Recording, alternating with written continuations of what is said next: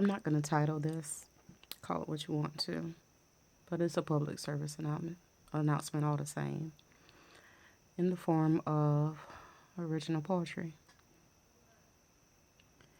Today, a good friend was laid to rest. A beautiful spirit, sweet demeanor, but her songs were the best. Looking at you laying here, I had an epiphany of the countless times this could have been me. Why God chose you is a shock to our systems, but domestic violence is shocking.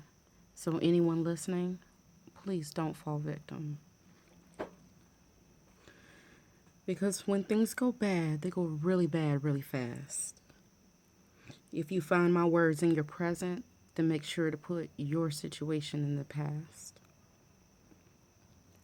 I can't tell you what happened to her, but I can tell you what happened to me.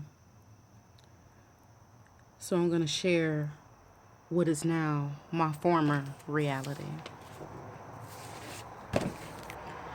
It started off cool, trading phone numbers to dating, becoming inseparable to the point of soulmating.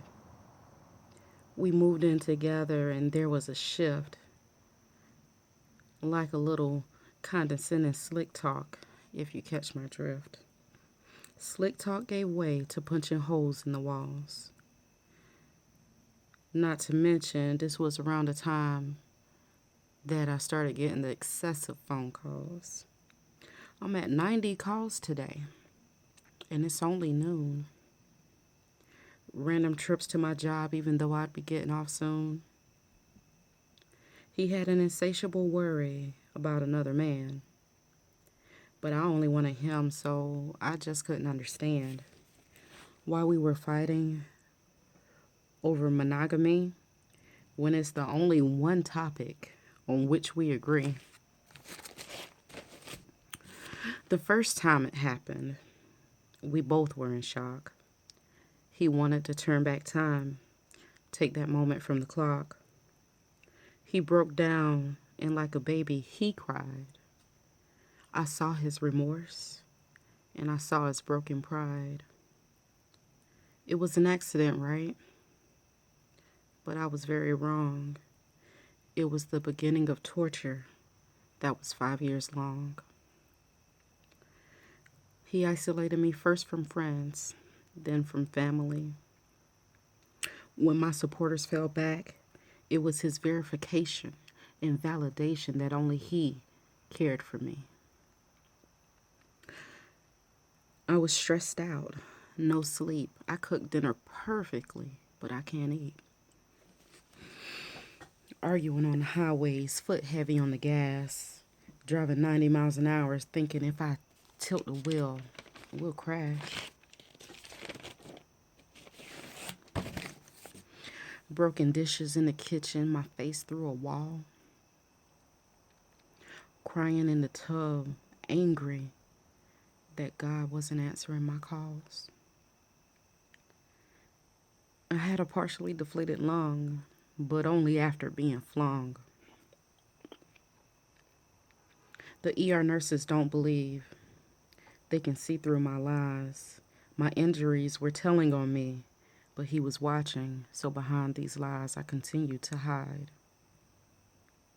I learned to do my makeup just to hide my abuse. I fell was often my go-to excuse.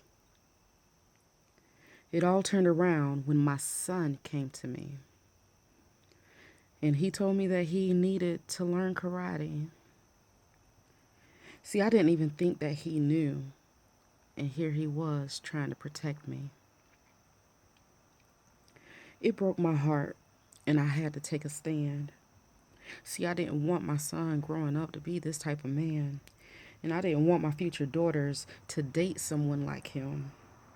But children repeat what they see. So what was I doing with them then?